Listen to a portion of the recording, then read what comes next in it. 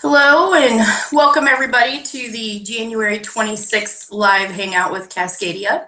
We are so happy you're with us. I am Christina Evans, Cascadia's Director of Business Development. Here with me tonight are Kelly Johnston and Suzanne King, and Emily Murray is on her way. So we're going to go ahead and get started a little bit. She should be here any moment. Before we dig into our trending topic for tonight, I wanted to address a question that comes up pretty frequently since there are a handful of others in this Amazon consulting space, some who claim to be experts. We're asked what sets us apart. How is Cascadia different from the others? And the answer, quite simply, is that our entire consulting team is made up of former Amazonians. And what that means for you is that the experts reviewing your account data or providing guidance on product compliance, terms of service, etc., they actually speak the Amazon language. They understand what Amazon is saying and what they're not saying. Our team at Cascadia works proactively to prevent future enforcement action. We don't just point out potential defects or violations. We also work collaboratively with you to correct issues or violations in a sincere effort to keep seller accounts healthy and profitable. It does no good to know what the root causes are if you don't also have guidance on how to effectively fix those problems. So all of our account reviews, reinstatement cases, other brand protection services are overseen by a former seller performance manager. Nobody else in this space can offer that level of expertise. Kelly, who is with us tonight, actually managed the seller performance team at Amazon for several years, and in fact wrote the protocols that Amazon follows when taking enforcement action against sellers.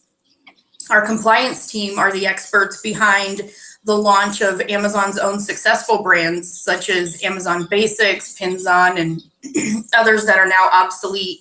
Suzanne, who's also here with us tonight, actually wrote the compliance program for food safety on Amazon.com and launched the investigation process for ingestible product violations.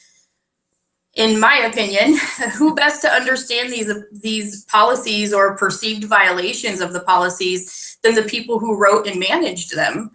So we have a very unique and in-depth understanding of how Amazon works because we were Amazon. We have over 80 years of collective experience working inside Amazon, and we take those years of expertise, experience, knowledge, we put them to work for you with transparency, ensuring that you're compliant with all terms of service in accordance with Amazon's expectations, whether they're spoken or unspoken. We never advise or coach sellers on how to circumvent the process. So my question for you, Kelly and Suzanne, and maybe Emily if she pops on here shortly, is because I know those listening and watching are curious, what are you most proud of during your time at Amazon? Suzanne, why don't you go first? Oh, sure. Okay.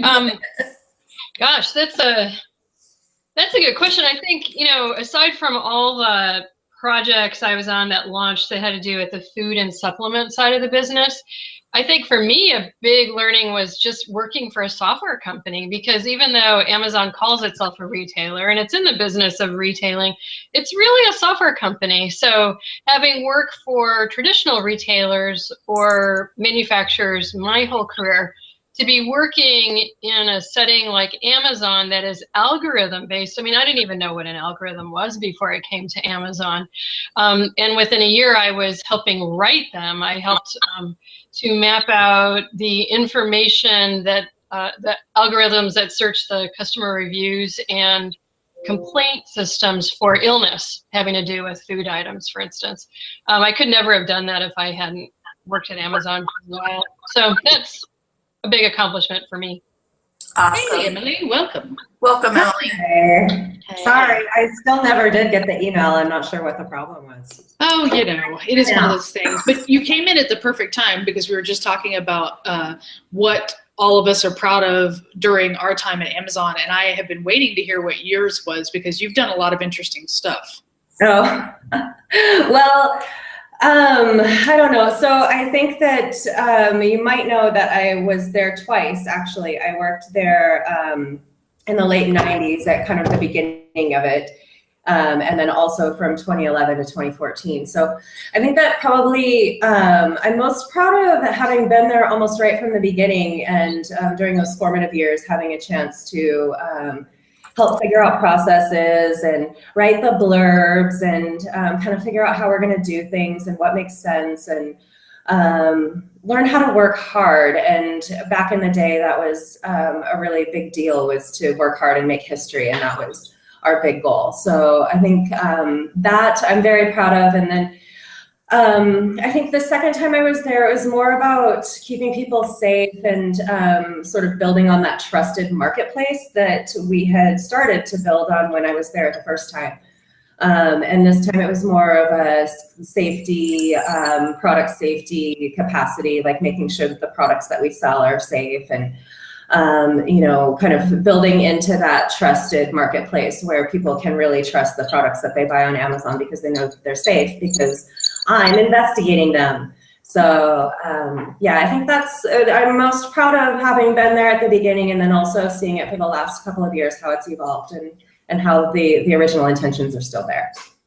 Awesome. I had a different answer that I was going to give when I thought about this earlier, and now that I've heard both what you and Suzanne have said, my answer has changed. But and it's funny because you focus on different things, and especially when you were there as long as I was, which was almost 10 years, it can be really difficult sometimes to figure out what those things are that you're most proud of. But if I had to really say what was my legacy and accomplishment, was really doing so much of that legwork, writing SOPs, training people when we didn't have a formal training program, working with external teams like Category and things like that to help them work with seller performance.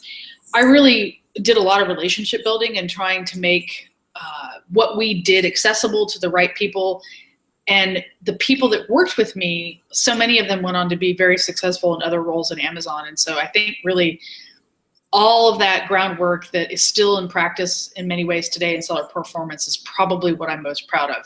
But my favorite project was making sure that we didn't lose our A+ rating with the BBB, because they were very angry with Amazon for the way we were handling escalations that came to us from the BBB, and they threatened to yank the A+ rating. And Jeff was like incensed that we did not lose that. And so I did a project with legal to completely revamp it, and we saved our rating, and everybody was happy, and they're still using it today. So yay. But I think we all had such a lot to do with some of the very formative processes in our own ways that are really, really cool.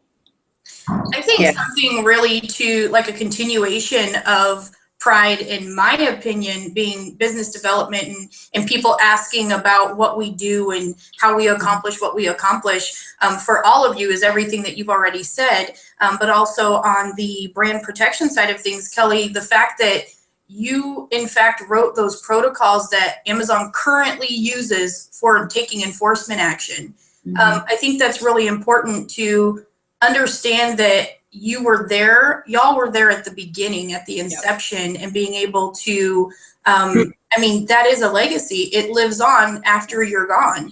Yeah, it's kind of stunning to think about that sometimes, because when I think that, you know, we went from a team of 5 people locally in Seattle to, you know, multiple offices in different continents.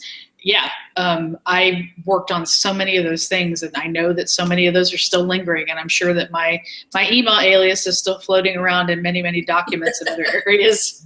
That is awesome. All y'all are the bee's knees, seriously. I appreciate you sharing a little bit about yourselves. I think it's important for those listening and maybe those watching on the replay to really understand where we come from. And when I refer to our team as experts, I truly mean it. These are the people who managed and implemented these processes. So who better, like I said earlier, who better to help you navigate through these, you know, perceived violations or issues that you have than the people who actually wrote those and managed those for Amazon. So I think that's really important. I'll go ahead and move into tonight's subject matter. We'll be going over the newly communicated Seller Code of Conduct Principles as provided by Amazon in multiple warnings to clients over the past few weeks. Here at Cascadia, we're all about prevention. We never, never, never want you to receive one of these warnings. But Amazon is constantly changing policies, and sometimes that was okay enough. What was okay enough to do today may get you suspended tomorrow. So constant vigilance and care is required to protect your investment. I remember learning when I first got into this business that some people call it passive income. And I burst out laughing because there's nothing passive about owning and running your own merchant business. There really isn't. So that's terribly inaccurate. So what are these policies, you may be asking? I'll read them out and we'll post them here in the chat, as well as in the YouTube replay for your convenience. So reading through them, the Seller Code of Conduct Principles are as follows, as provided by Amazon. Sellers must adhere to all applicable laws and abide by all Amazon policies, maintain current account information, never misrepresent yourself, always act in a manner that ensures a trustworthy experience for Amazon customers, never list products that may cause harm to Amazon customers, never engage in any misleading, inappropriate, or offensive behavior. This applies to all your activities, including but not limited to information provided on your account, information provided in listings, content, or images, communication between you and Amazon or you and customers. Act fairly at all times. Unfair behavior includes but is not limited to the following: behavior that could be deemed as manipulation or gaming of any part of the buying or selling experience. Actions that could be perceived as manipulating customer reviews, including by directly or indirectly contributing false, misleading, or inauthentic content. Activities that could be perceived as attempting to manipulate Amazon search results or sales rankings. Actions that intentionally damage another seller, their listings, or their ratings. So these are all great principles, but how does that impact you? There are a few areas we want to get into, specifically around the concept of reviews to illustrate how this can impact you. And we'll go into how Cascadia helps you be proactive about preventing problems with Amazon and how we can help you get into compliance as soon as possible going forward. Kelly, the first comment is about applicable laws and Amazon's policies. What do they mean here? Well, in the case of reviews, the Federal Trade Commission, the FTC, they have provisions around truth in advertising that require that disclaimer language be provided whenever a customer receives a product at a steep discount or for free in exchange for a review.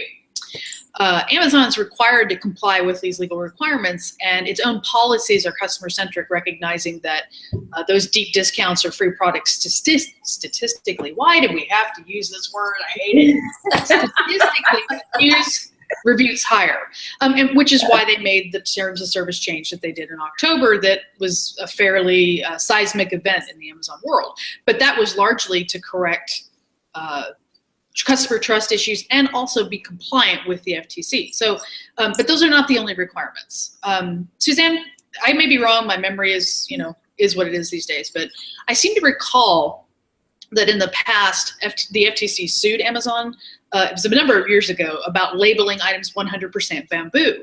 And that might seem kind of silly to the average person, to a layperson who may not know much about that. But a federal agency sued multiple retailers about bamboo. And I can't remember the full story. Do you recall that? Yeah, that gets to the FTC's rule about using generic fiber names. So technically, bamboo can't be made into a fabric. It has to be processed with a lot of chemicals, a lot of machines, uses a lot of energy. And finally, it becomes bamboo fabric, but it becomes a rayon in the meantime. So you can say something is 100% rayon made from bamboo if you want to get that bamboo claim in there. But the whole reason behind FTC's lawsuit and a lot of publicity at the time about it was that they just take a really dim view about the greening of environmental claims on any products. So when a company is saying their product is made from bamboo, that's often to make the customer think that the item is very environmentally friendly and it's 100% made from bamboo, and it's just not possible in that way. So that's why the FTC brought lawsuits and fines against a number of large retailers. Other hot points are Lycra, spandex. I was just doing a label review the other day and saw something was claimed to be 90% polyester, 10% Lycra. And that's not correct, because Lycra is a trade name. You have to use the generic fiber name, which is spandex. And so that's the sort of thing the FTC gets annoyed about. And that can cause things to get stuck at port if a container happens to be pulled or something. Which is not something any of our clients want to have happen. Only about 5% of containers get arbitrarily pulled, but boy, that can cause some problems if they do. So you can't assume that just because a law isn't often enforced that it won't be enforced, or a discernible customer can't notice it. You can't really ignore it because it's always going to be a risk. I never knew that about bamboo. While you were talking about it, I actually just looked up items called 100% bamboo on the website, and there are a ton of them. Yeah. Well, Amazon doesn't always enforce those rules onto third-party sellers. Remember, Amazon sees their greatest risk as being items that they buy from vendors that they sell in their Amazon retail space. So the marketplace can get away with more until there's complaints, until the FTC or the FDA or the CPSC, you choose your acronym, once they shine a spotlight on the Amazon retail space and then the marketplace, suddenly all these rules will start rolling out on enforcement for the sellers. So obviously mislabeling is lower on Amazon's priorities because safety would be number one, but you can't always assume you're going to get away with mislabeling. Right. Okay. So what I'm getting out of that is that laws matter. Check. What about maintaining current account information and never misrepresenting yourself? Well, so many sellers have multiple accounts, or they provide multiple addresses, phones, and other contact information that aren't actually registered to them or have anything to do with them, because they're trying to kind of cover their tracks, hedge their bets, and all that. And you can be absolutely sure that Amazon is less than impressed with that kind of behavior. In terms of the impact that has, the main concern customers should have is misrepresentation of the client name, or the seller name in this case. Consumers are supposed to be able to track down companies that violate the law, infringe on their rights, to make sure your business name is registered, so make sure that you're registered and you're able to be identified. The other thing too is that if Amazon needs to know who you are and they're trying to find you and they can't, there's a good bet that they're going to really come after you hard if they think that you have input information that makes you seem to be someone else. And sellers do that. They do that for a variety of reasons that, again, aren't necessarily legal, and some that are more just paranoia. But that's why we advise customers really want to do the things the right way, is to register your LLC with your associated DBA, the doing business as name. Register to the state you choose to incorporate, because if you're really in this to win it, so to speak, you're going to do those things and make yourself a known, verifiable entity. So, like Cascadia, we're registered in the state of Washington. Why should sellers sign up for an LLC? Mm-hmm. Well, there's two really big benefits that come with incorporating into an LLC today. So first, an LLC, or limited liability corporation, if you get suspended and have a huge Amazon lending loan, they can't take your house away if you lose everything, because of the way that you've structured your business. Second, it allows for tax pass-through, so for taxable income and for business losses, offsetting other income that you may have. We're incorporated in Washington because that's where our founder started the company, but Nevada is a popular location for LLC incorporation also. Lovely, taxes, everybody's favorite subject.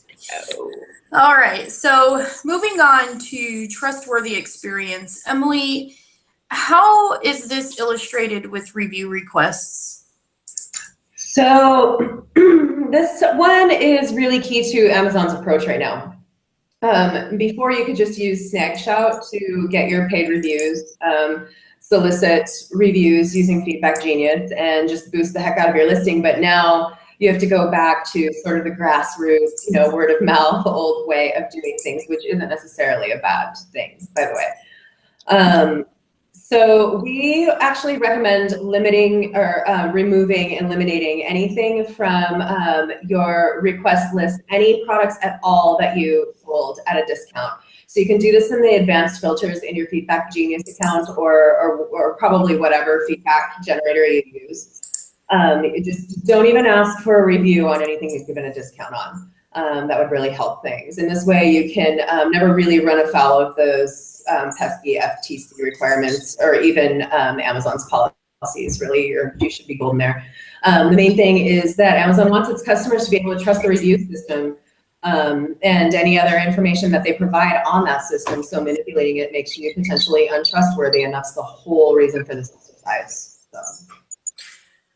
All right, we actually had a question sort of outside of the topic, but I'll read it. They're asking, where do you foresee Amazon's Vine and early reviewer programs being in the next 12 months? That's a good question. I know Emily and I have kind of kicked some ideas around about this in the past, but given that Amazon effectively took away the bedrock of the way most sellers were generating reviews, my personal feeling is that they may extend Vine to a larger seller audience, because I believe currently you're only getting it if you're part of Vendor Central. Isn't that right? Yeah. That's kind of what I'm thinking too. Yeah, that would be logical. But then also there's the possibility that they'll keep Vine restricted and maybe open up other avenues like the FBA giveaways and things like that. I mean, Amazon has to know that they really drastically impacted people with this change. So I can't help but think that there will be something given to replace it and make it easier for sellers to do this. Because as Emily said, and I agree, it's not a bad thing, I think, that sellers are having to go back to the old way, so to speak. But it is a lot harder, and it does make launching new products particularly tough. Okay, and a secondary question, they're asking if you can ask a customer for a product review after they've left seller feedback. Yes. Sure. There's no rule about timing. But one thing I do want to mention is if you are going to solicit feedback and seller reviews, there's two things that we have found to be effective and important. One of those is that you send one request rather than separate ones, because Amazon buyers are getting inundated with email and they're getting annoyed. So it's better to have one really well-written piece of content asking for a review and for feedback in a single email. Also, give your request equal airtime in terms of allowing buyers the opportunity to tell you if they've had a bad experience or a good one. If you write anything that is in any way intended to influence them, even implicitly, to be more positive, that could get you in trouble. We actually saw that recently within the last week or two. Yep. The exact same issue. So in summary, the question, can you ask a customer for a product review if they've already left seller feedback? Yes, you can. It's best to put that into one message, very clear. I mean, because they have links, right? If you want to leave a product review, you can leave that here. You leave seller feedback, you can leave that here. And Emily, you write content like that all the time for our clients, don't you? You can. I do, yeah. And in this particular case, the client's already left feedback for one, so it would have to probably be a custom message of some sort. But yes, in a perfect world, the feedback request would all be in one. Yeah. Okay, excellent. Great questions, everybody. All right, so the next one is why we're excited to have Suzanne here tonight. Aside from her brain, which is amazing, back to the new policies that Amazon has put out never listing products that cause harm to customers. This is a clear safety mandate, and obviously no one wants to cause harm. What can they do to prevent harming their customers, Suzanne? Well, yeah, Cascadia's original purpose was to help sellers understand the safety and compliance risks for the products that they're selling in the countries where they're selling, because the laws differ by country, sometimes by state. And when you live and eat and breathe and sleep compliance, you start seeing compliance issues everywhere. So I was just looking at a baby booty last night because I'm learning how to knit. And I was looking at a baby booty that was knitted to a leather sole, and it had a little button on it. And what I was seeing were the safety risks. The button would have fit into a choking cylinder. So I saw it as a choking hazard. It looked like it was made of plastic, so it could have had phthalates or lead in it. And so those are sorts of things that should be tested, actually, because according to the Consumer Product Safety Commission, anything for a juvenile is required to meet those kinds of safety and chemical laws. Adult buttons aren't required to be free of lead because the exposure for an adult is different than for a child.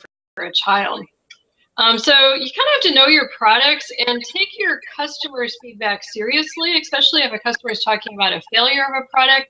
Buttons that are releasing easily become a choking hazard for a child, for instance. So it's really important to pay attention to all of that review that's coming in.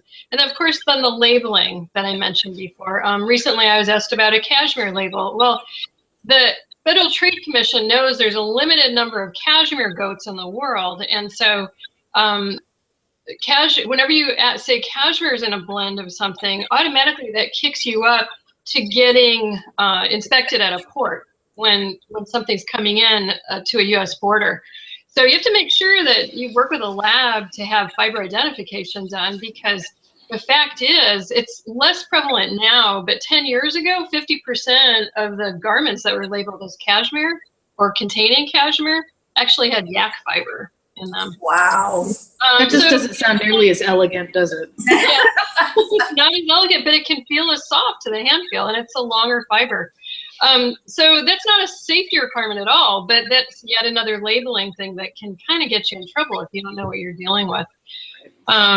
So anyway, on a children's item, safety hazards would be choking hazards, lead exposure, phthalates exposure.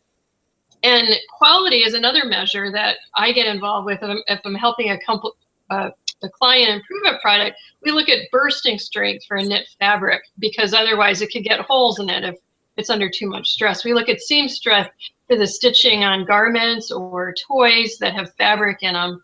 And on that baby booty I mentioned, we look at the way the knitting piece is attached to the sole of an item so that a child could actually walk in these things and get some use out of them before they fall apart.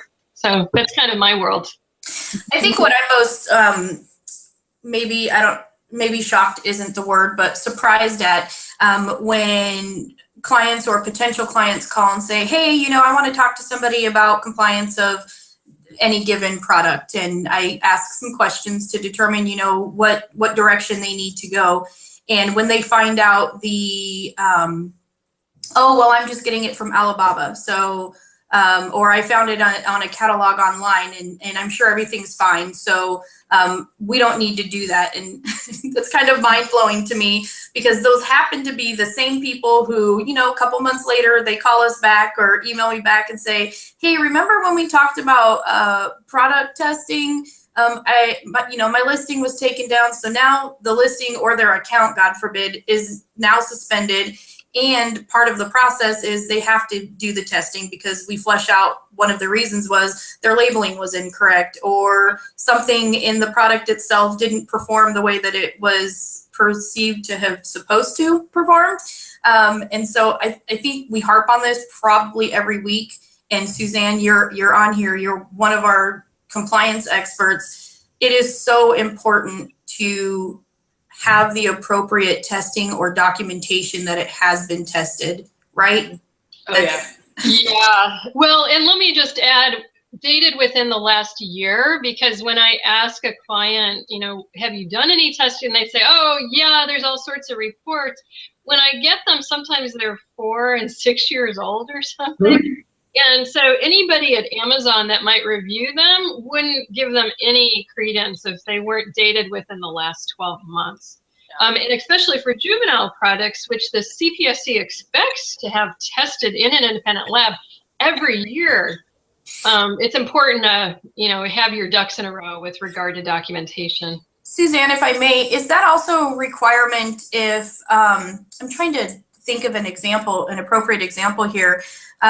Say the product itself, the formula hasn't changed, or whatever makes the materials used, maybe if that's not changed, you know, they've been manufacturing or developing this or purchasing and selling this product for 10 years, and all of a sudden, for whatever reason, the listing is pulled and testing needs to be done as part of that reinstatement process. If nothing has, I mean, are you saying that no matter what, they should have an inspection at least once a year to make sure maybe the same materials are being used or something to that effect? Well, it all depends on the product and the country of origin. So for things from China, it's possible that switcheroos could have taken place over the last 3 years. So say you've got a report that's 3 years old, and it's a best-selling item for the seller, and they've been reordering and reordering and reordering for 3 years. So they have every reason to assume nothing has changed. But the factory who's producing it, they don't own the factory, and they don't have control over the raw material sourcing. So something could have changed. And what I've seen happen in the past when I used to work with toys for a large retailer was the paint would change, because the retailer would issue a reorder that was larger than the factory anticipated. They didn't have enough of that color paint in back stock, so they went out and bought more paint. But it was paint that hadn't been tested for lead or cadmium. And so when the ensuing products came into the US and were found to have lead, the same supplier was saying, what? How did that happen? Because we haven't changed anything. Right. So, you know, you just have to think of, well, how far does our control extend?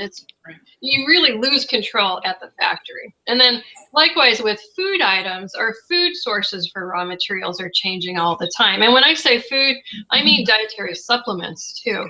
So even though your ingredient list might not have changed, where it's being sourced from might have, and there might have been contamination happening. This is particularly important for food or supplements that claim to be gluten-free or nut-free, peanut-free, any of those. Whenever you say something is free of something, the burden of documentation is pretty intense, and it should match the lot number. I'm not just talking about annualized testing. When you're getting into ingestibles, it's really for every production lot. Wow. Okay. And that's almost a whole other topic that we could discuss on another episode. Wow, that's fantastic. So our next point is to not mislead anyone. No misrepresentation on the detail page. What if I claimed a 3-year level of quality, or I claimed a 3-month shelf life, then the product was terrible or it got moldy before the end of the 3 months? Well, your first example of a 3-month shelf life, that's misleading, but for quality reasons. I'm always more concerned about safety reasons. So if a product was supposed to have a 3-month shelf life but got moldy, that points to usually a problem with the way it was packaged, or baked if it was supposed to be heated to kill off mold or germs.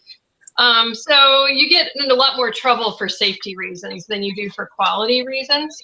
And you know, everything has a price point. So if you charged a really premium price point, then you're going to annoy your customers if the product didn't last as long as you promised. So it's always good to have some kind of basis, not just that, oh, I've used this item for 3 years, therefore it's going to be fine. Because I saw a lot of degradation on products in my past when I worked at Costco headquarters. We'd have high returns on metal items on the coast because the sear would degrade and corrode the finish on metals.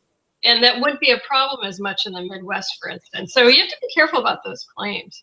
Mm-hmm.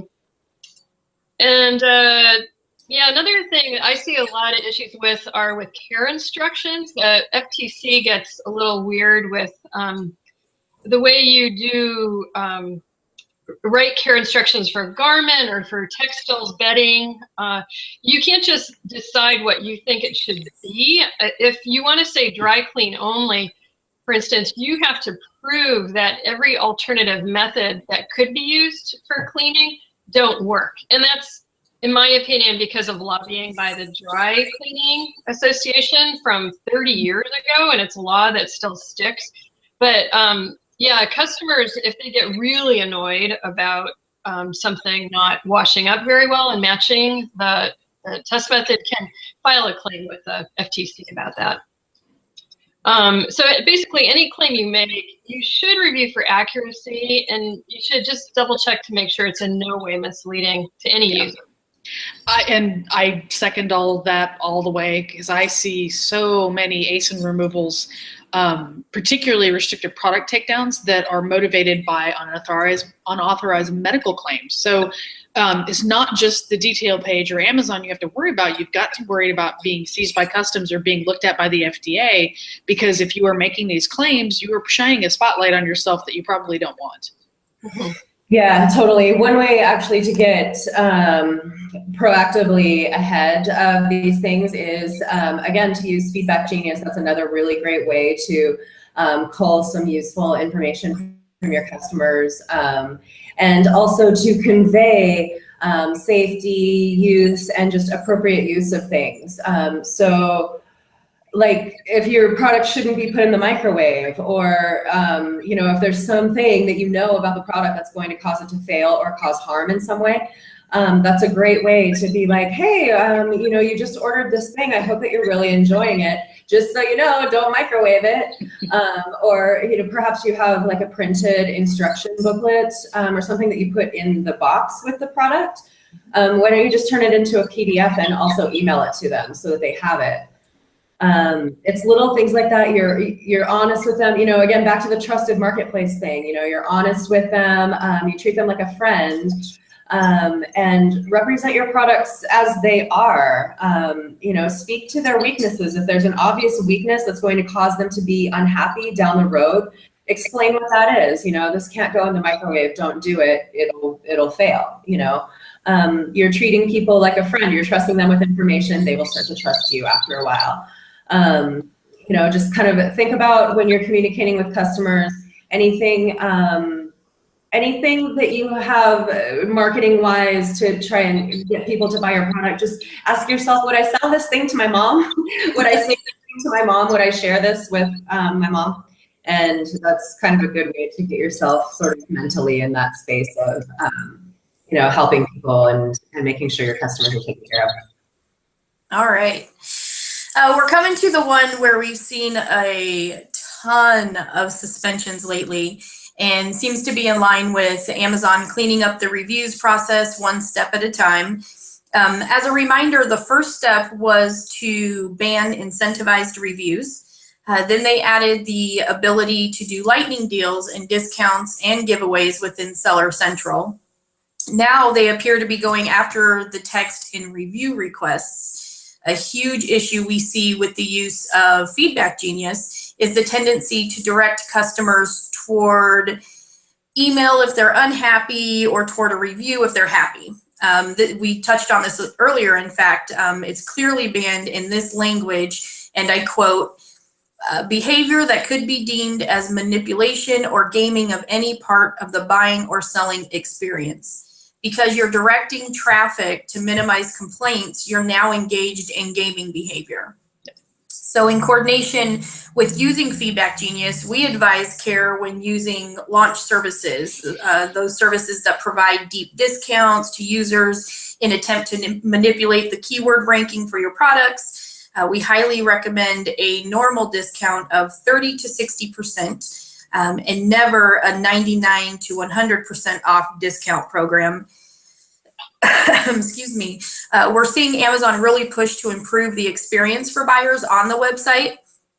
And this kind of manipulation, in their view, hurts competition and good product selection for customers. Kelly, recently the report a violation page went away, and now you have to report within Seller Central. What do you think this means? Well, that page that was deprecated was open to anyone, and you did not need to be a buyer or seller to use it. So I think there are a couple of things. One, they wanted to probably route buyer complaints through customer service. And secondly, they wanted to better capture seller-driven complaints about other sellers. So, and I do think this was probably done with a mind on the crackdown on unauthorized reviews and incentivized reviews. And they also seem to be doing a lot more enforcement around the bad behavior associated with people manipulating reviews, fake reviews, or doing the up-down votes that are incorrect to manipulate buyer behavior. If it can be proven to be you, your account will receive a warning and a potential suspension. I personally am really happy to see them improving all of this. It wasn't fair to sellers who were following the rules when so many sellers were gaming the system. And gaming the system became normal behavior. And so now we're seeing that correction to try to go back to what is really normal behavior. And I really hope I don't have to remind anybody, it's not permitted to buy a competitor product, then leave a bad review or negative feedback. Please don't be that person. Just saying.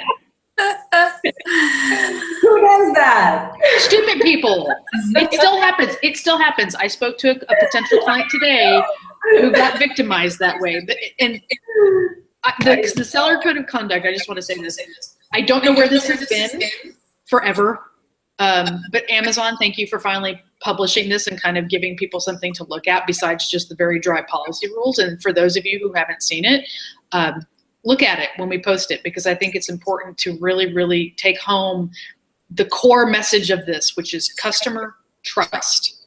Amazon wants to be the most trusted platform on the planet, and they expect you as ambassadors on that platform to think and do the same way.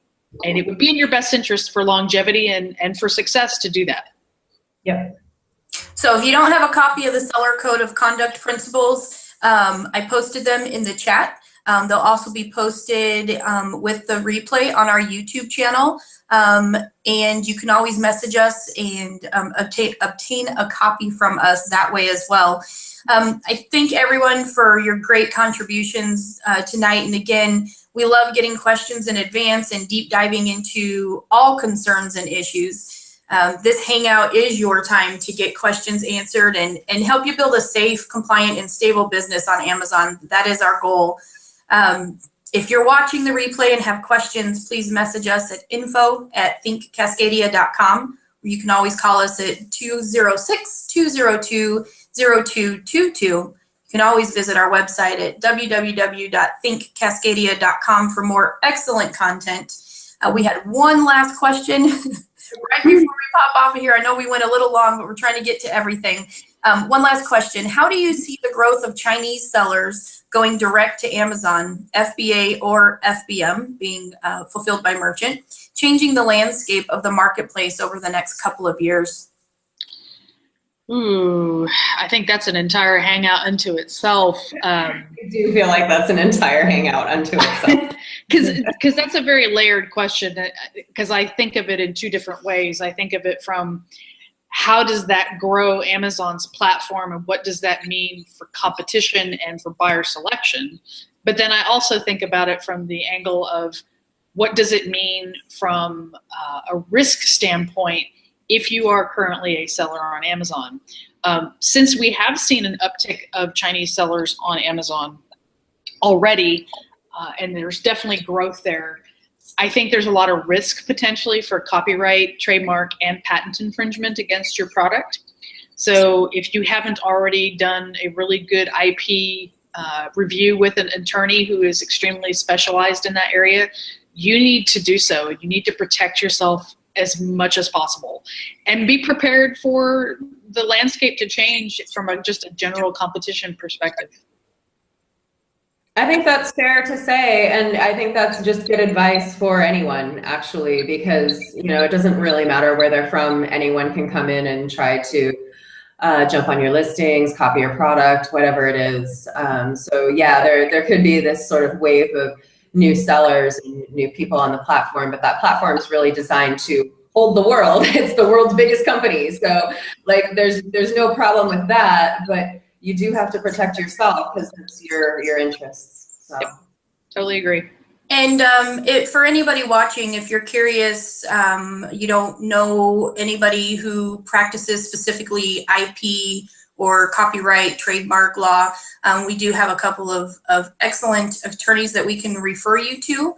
And as I mentioned a little bit before, you can always call us 206-202-0222 or email us at info@thinkcascadia.com for additional information. And again, we appreciate you being with us tonight. I know we went a little bit long. We try to keep it around a half hour, but this was good content, a lot of information. We thank you for being with us, and we hope to see you again on our next live Hangout. Good night, everybody. Good night. Night.